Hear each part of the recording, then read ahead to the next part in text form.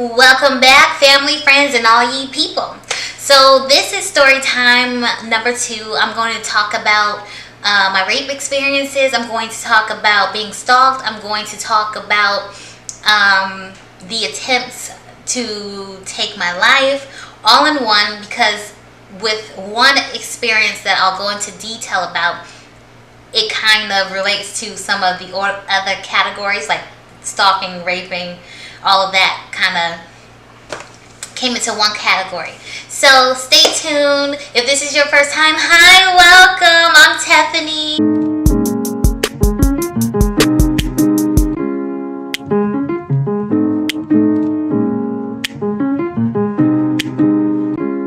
So since I'm combining a couple of different stories into one video, I'm going to start with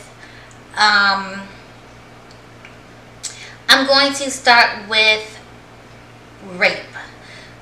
And I know that the sun's setting and I'm losing light, so let me be quick. Also, I'm just giving an overview of my experiences. I won't go into detail for each experience because unfortunately I've been raped 4 times.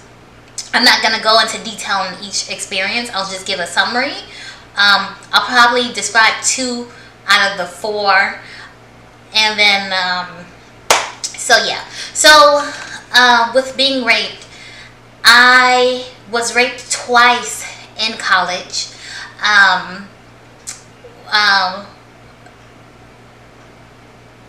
With college, I'm not going to go too much into detail with those 2 experiences because they were not as traumatic as the next 2 that I'm going to describe, because the first one was I was severely intoxicated. I couldn't stand, I couldn't walk, I couldn't talk, I couldn't hold my head up, and yet a person that I thought was my friend delivered me to someone that I was also friends with, and he proceeded to have intercourse with me, even though I couldn't give consent. I couldn't, I remember I wanted to say no, but I couldn't because I was that intoxicated. So that pretty much sums up that experience. It happens way too often in college. So I'm not going to go into much detail about that because there you have it.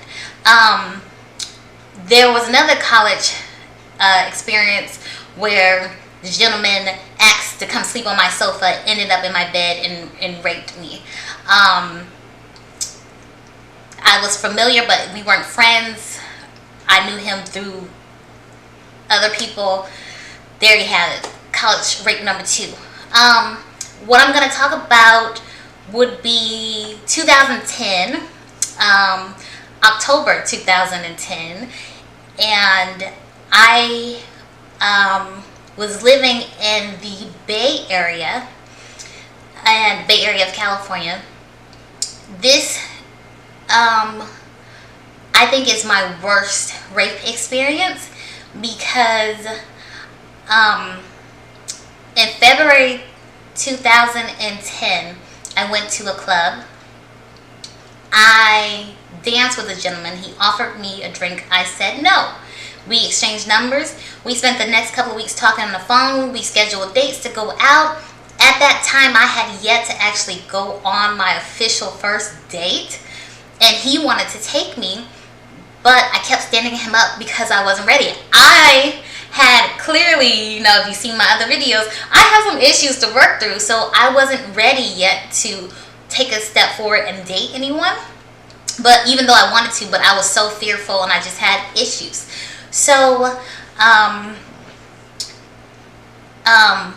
we talked for several weeks. I stood him up at least 3 times for a date. Then we just fell off. We didn't talk again. Fast forward, 8 months down the road, I'm at a club with some friends. Gosh, I'm glad I'm over the club life. I'm at a club with some friends. The young lady that I went with ended up leaving with someone else, and I needed a ride because I came with her. And lo and behold, I get a phone call just out of the blue, and it's the guy from, the beginning of the year that I kept standing up. He's like, where are you at? What are you doing? I said, outside looking for my friend, He's like, you're wearing a black dress. I'm looking at you right now. I said, what? You see me? You see me? So, lo and behold, he says, yeah, I just passed you. I'm turning around the corner right now. He's like, what are you guys standing outside for? I was like, I need a ride because my friend, left me. And he said, oh, that's no problem. I can give you a ride. I was like, no, that's okay. I'll probably call a taxi or something. Uber wasn't existent back then. So I was like, I'll call a taxi. And he's like, no. Don't be silly. I just pulled over. I'm around the corner. Just come around the corner. I'll give you a ride. And so I walk around the corner, and he's parked on the side in his SUV. And he gets out, gives me a hug, opens the passenger door, and I said, are you sure? Because we were downtown Oakland, and I was about at least half an hour away parked. And he's like, yeah, that's fine. And so he gives me a ride, and he lived the total opposite direction of where he was taking me. So that's why I was like, are you sure? So he takes me to the area that my car's in, and on the car ride, everything was fine. Like, we're chatting like old times, and he doesn't seem to hold a grudge, and it was just like, it was pleasant conversation, and yet something tingled. Like, I didn't quite, like, I was nervous, and I just chalked it up to me having anxiety when it comes to dating. So I direct him to my car, and the way that the streets are in that particular area, there's a lot of one-way streets. You can only go this way. You got to go up 2 or 3 blocks before you could turn and come back around, if you miss your turn.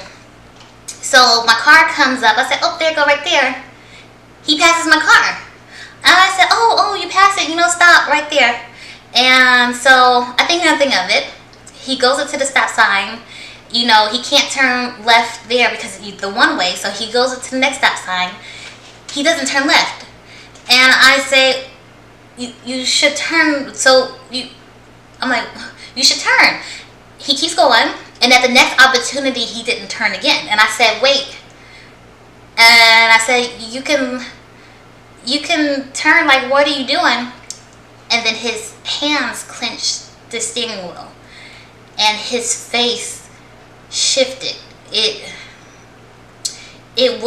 shifted. I don't know how to describe that. Like, something, like, it was a total transformation. And when I tell you everything, my spirit just dropped. And I just said, okay, well, you can just stop here. I'll just walk back. That's why you don't have to take me to my car. I'll just walk back. And he gripped the steering wheel even tighter, and he kept driving. And I said, okay, you can stop the car. I'll walk from here. It's fine. And I just remember, like, oh my God. Oh, Jesus. He took me down, like, an isolated, like, alley. There were no lights. It was abandoned. There were no cars, there were no streets. There was nothing. And I started just, like, on the inside, I was like, Jesus. When I say that I felt that he's going to kill me, I literally felt like, oh my God, he's going to kill me. Like, get out. And I tried to grab the handle because I was just going to fling myself out the car at this point, and it didn't work. And so then I'm really like, and he didn't say anything. He just drove in silence, and then he eventually pulled over, and I was like, oh, the door was locked. That's why I couldn't do it. So I tried to pop open the door as he's getting out, because now we're parked. So now he's getting out of the car. He closes his door, and he's walking around to or at least I thought he was walking around to the passenger side, but he's getting out. So I'm trying to pop it. I pop it. I say, okay, let's go. And the door don't open. And I was just like, that makes total sense, because my mind started flashing back to getting in the car, like when he pulled up, I tried to open the door to get into the car, and he said, no, I'll let you in. So he reached over, like it was something funny. I don't know, like, but my mind goes back to, did he do something to the door before I got in? Because then he had to come, and I thought he was being chivalrous, but he did something to the door. Anywho, in that moment, he then climbs through the driver's side back seat into the back seat, closes the door, proceeds to drag me through the middle console. And granted, this man, I think he was 6'6", several hundred pounds. He used to play pro ball. I'm not going to name the team, but he proceeded to pull me through. And when I say it was like the most brutal rape experience, where he just like slammed me down, he just manhandled me with one hand, like he had an elbow down, he had my face pressed down into the seat. He was just, and then he proceeded to rape me, even though I was screaming, I was begging him to stop. And I just remember afterwards, when he was done, he just casually let me go, sat up, and I tried to be like, oh, okay, well, I didn't want him to think that I was going to like snitch and run to the police or anything, because I was like, I don't know if he's going to let me out of here. So I said, okay, well, I think I'm going to go. I'll call you if that's okay tomorrow. Maybe we can schedule some time to hang out. And he looked at me a little funny, and he said, yeah, we could do that. You okay? I said, yeah, why wouldn't I be okay? And he just said, And I remember he got out, he came around, he opened the door. I stood up, he opened the front door, and he like motioned for me to get back into the front seat. And I was just like, I said, no, I'm gonna walk. And he looked at me funny. And I said, no, I'm just gonna walk, okay? Just call me tomorrow. And he said, are you sure I can take you to your car? I said, no, that's okay. And I just immediately started on the good foot. I was trying not to do one of them fast walks, because I didn't want to like set any alarms off. But I literally started, I had on boots. And I remember thinking, okay, 1, 2, just walk, calmly. And truly, I took like 2 or 3 steps, and then I just booked it. I was on the good foot, and I could run pretty fast. I used to be faster back then, so I'm like, okay, I know he played professional sports, so he can catch me, but I'm gonna start screaming at the top of my lungs at this point. If I'm like looking for the shadows in the street, like, is he following me, or is he gonna get in his car, but he's gonna have to come around the block? But luckily he didn't follow me, and I ended up back in my car. And it was an older car, so I was fidgeting in my purse trying to get the keys, and I was just like, come on, like in those scary movies ones, like, hurry up, get your key, girl, and put it in. I was like, my hands were shaking. I was trying to get it in the door lock. Got in the car, hit that bad boy, and I was like, oh, no, don't sit here and like breathe. Turn it on, let's go. That was horrible for me because of the experience, as well as when I got home, I just remember jumping in the shower and just like crying, and just like, why is this happening? Why does this keep happening? Like, is it me? And I remember it's like now maybe the sun is starting to come up, so I think it was like early morning. I get into bed, I'm crying, I fall asleep, and then I have one of those, out of body moments where you feel like you're trying to wake up, but you can't wake up. And I feel like something's trying to possess me, my body, take over my body. And I remember just kind of watching myself lay there and being aware and being paralyzed, and I remember just hearing myself say, Jesus, Jesus, Jesus, Jesus, Jesus, Jesus. And I'm just like screaming Jesus at the top of my lungs. And I shared an apartment with one of my friends at the time. And I'm just like screaming, Jesus, Jesus, Jesus, Jesus. And then all of a sudden I pop up.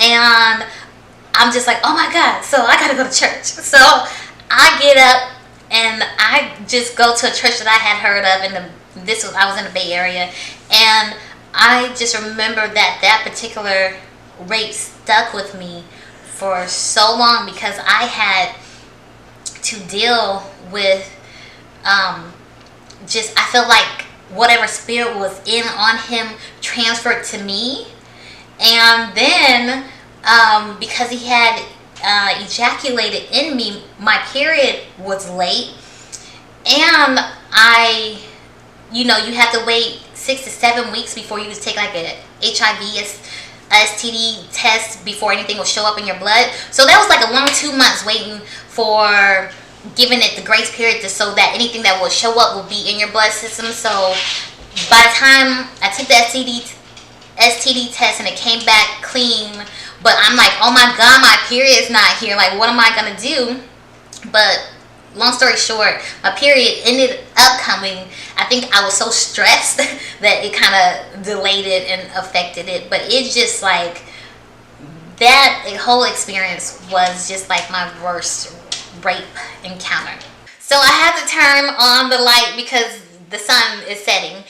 My second rape experience that I'm going to share is related to just some other stories that I guess I want to share, because I know that, stalking is real.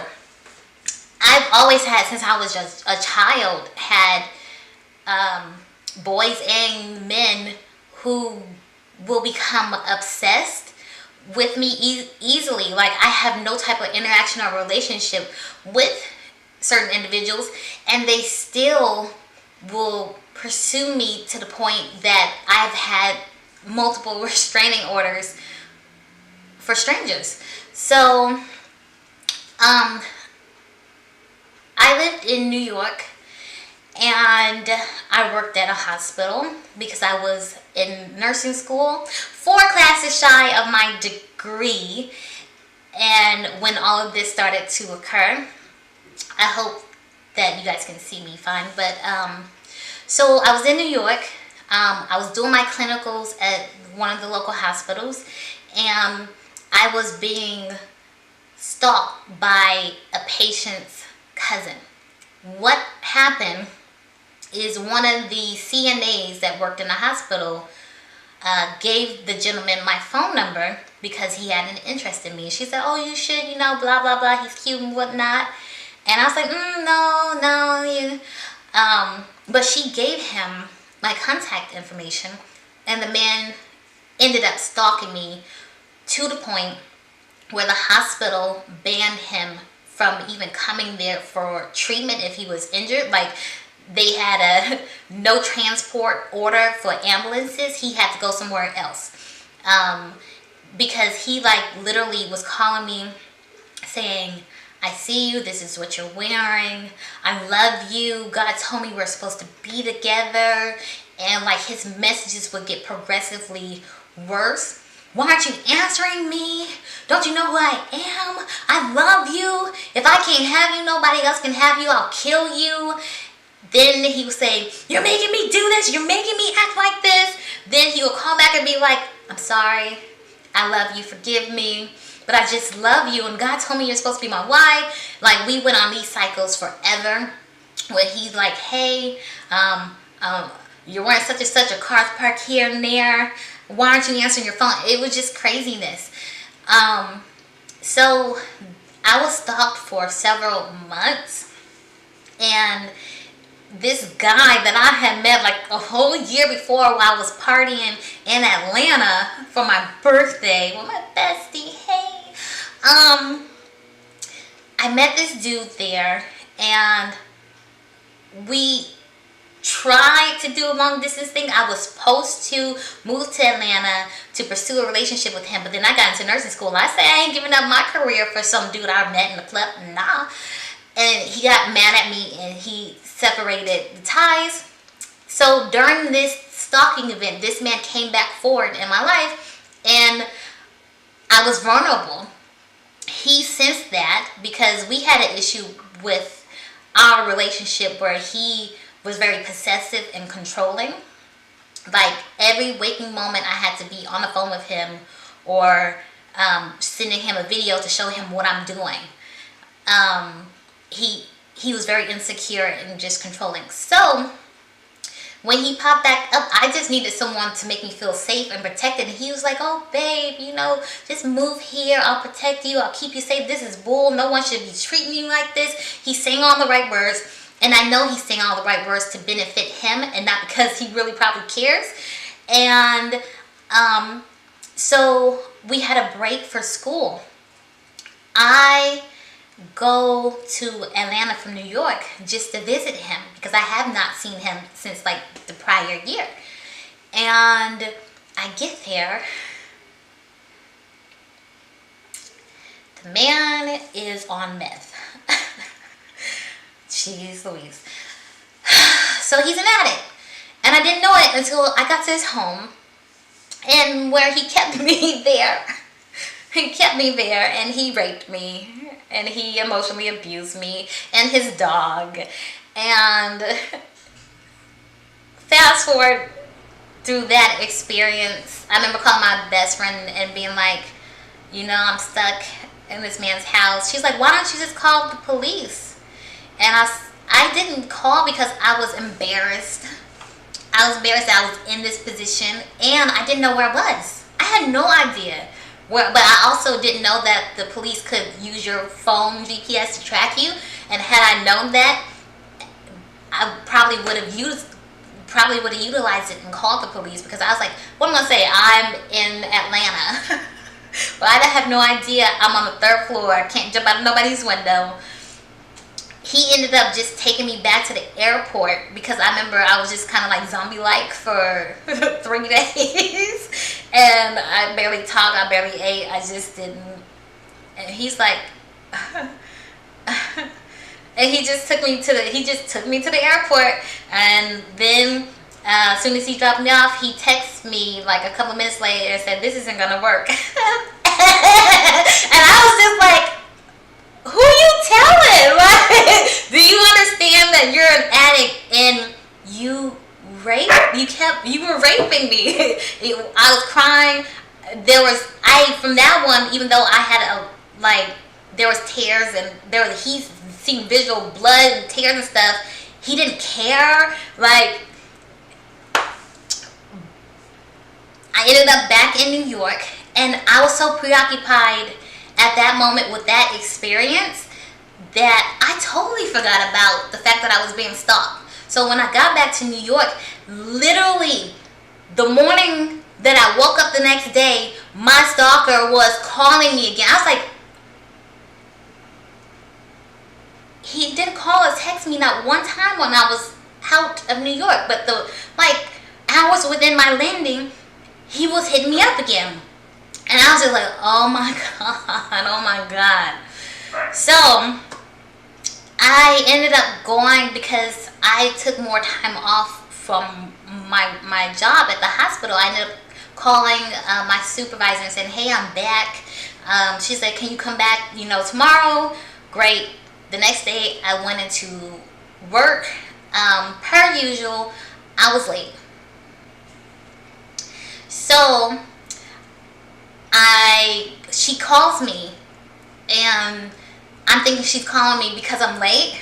So I'm like, oh, I'm coming right now. I'm about to be in the back door. I'm going to come up the back way and I'll be there in a second. She just started saying, no. Go back to your car. And so I stopped running. I'm like, what? She's like, Kanyo, which is the patient's cousin. She said that he's in the hospital and all I heard was gun, looking for you, lost him, run. That's the only thing that registered at that time. And I remember the world stopped. It slowed down. I was just like, the back of the hospital is all glass. So if you're on this side of the building, you can see the entire back parking lot. So if he's on my side of the building, he can see me if he's looking out the window. So I just remember feeling like a sitting duck. And I feel like everything was so slow. I feel like I was running slow, but I was, I don't know. So she told me to go back to my car. I get to my car. She's like, wait there. I said, no. I said, I'm not waiting in my car when someone's on site looking for me with a gun. No. So I said, I'm going to go back home. She said, okay, I'll call you when it's done. I get home, and maybe like half an hour later, she calls me and tells me that the police have him detained, that he's going to jail. She says that there was a new security guard downstairs at the hospital, and they were not updated that the man was not allowed on site. She says what happened was he got into the building, he came up to our floor, and he started asking and looking around for me, but the staff was telling him that I wasn't there, and he wasn't believing me. He ended up hearing a voice that he thought was mine.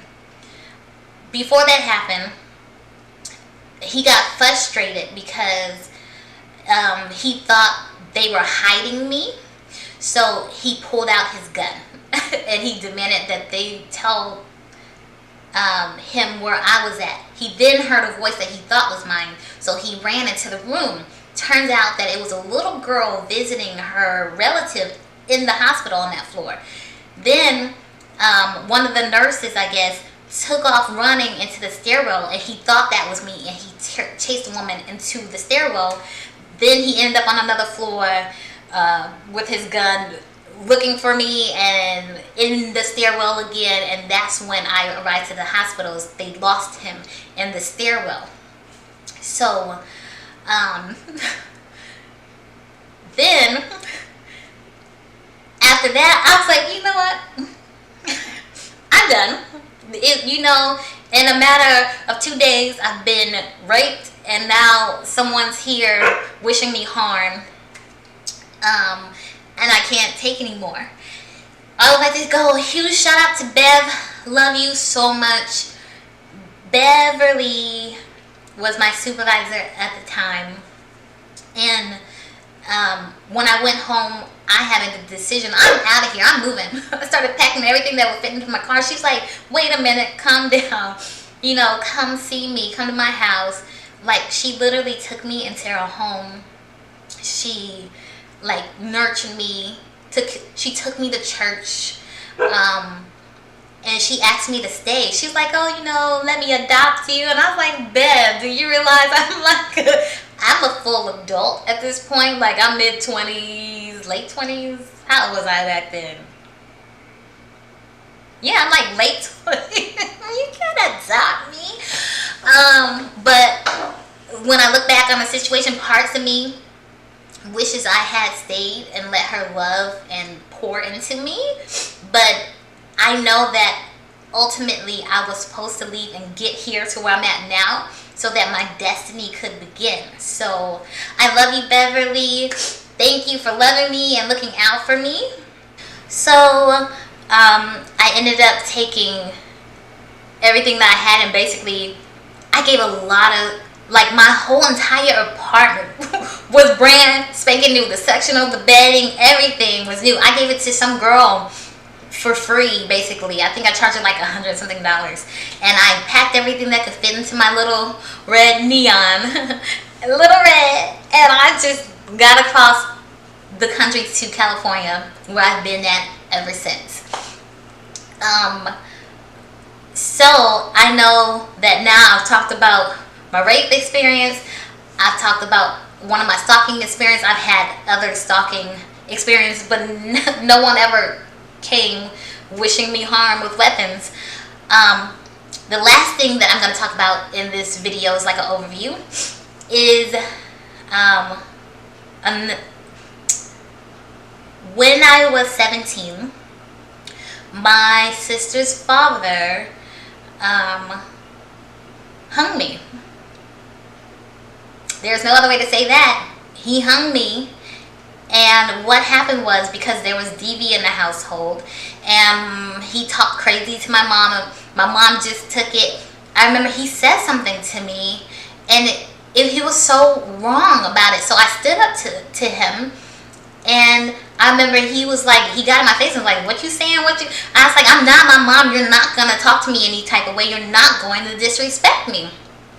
He choked me, and then he took, I don't know where he got it from. I'm assuming he took it off, but at the time he was choking me. So I was already lightheaded and like seeing stars and like losing consciousness because he was choking me. He proceeded to wrap this big thick leather belt around my neck, and then he hung me from the top bunk. Now at this time, I'm a senior in high school. I'm about 4'10" because I didn't get 5 feet until the last semester of senior year.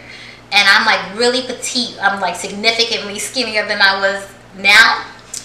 So he hangs me from the bunk bed, and that's all she wrote. What happened is I woke up unconscious on the floor, and the belt had broken in 3 pieces, and I still had part of it wrapped around my neck. And I remember my senses been on full alert because I'm confused, like what's going on? What are we doing? And I get up to start walking towards the living room. I'm hearing everything. I feel like I'm like Catwoman. All my senses are like on. He's frying pork chops in the kitchen. And I remember when I'm coming around the corner, my baby sister is sitting on a sofa like this. Like her hands are in her lap, her feet are planted from me. She's just like, and she just shakes her head like,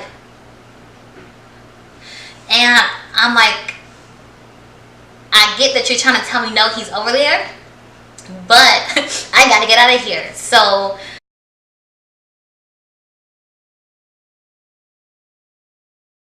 I make a run for it. We had a front and back door. The front door gets stuck, and the back door was easy, but I'm not running past him, so I run out the front door to a neighbor's house where I stay. We attempt to call my mom. She didn't answer because she's at work. And when she gets home, we inform her what happened. Unfortunately, she was not going to take any action, so the neighbors called the police. And the police came to the house. He fled before the police got there. There's something significant that happened in that moment when he fled, but that's not my story to tell. And should the person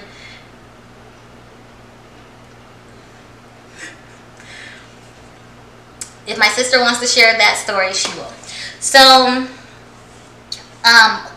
he ended up in jail, and he got out because I was not taken to the trial to testify. He then moved back into our house where I lived, terrified, until I went to college. Yay. So those are some of my rape and stalking and near-death experiences. I do have other stories to share, but not at this time. It's super dark and I'm losing all my light. But as I said in my prior videos, I'm going to finish wrapping up my childhood and early adult experiences as story times, and then when I'm done in the conclusion, I will share how I eventually found some peace, some happiness, some forgiveness, and became a functioning adult, an appropriate adult, safe adult. And I hope you guys stay tuned. If you have questions or comments, go ahead and leave them down below. I look forward to chatting with you guys. If you're trying to, do life with me, join my family, go ahead, subscribe, hit the bell, and I guess I will see you guys later, alligators. Bye.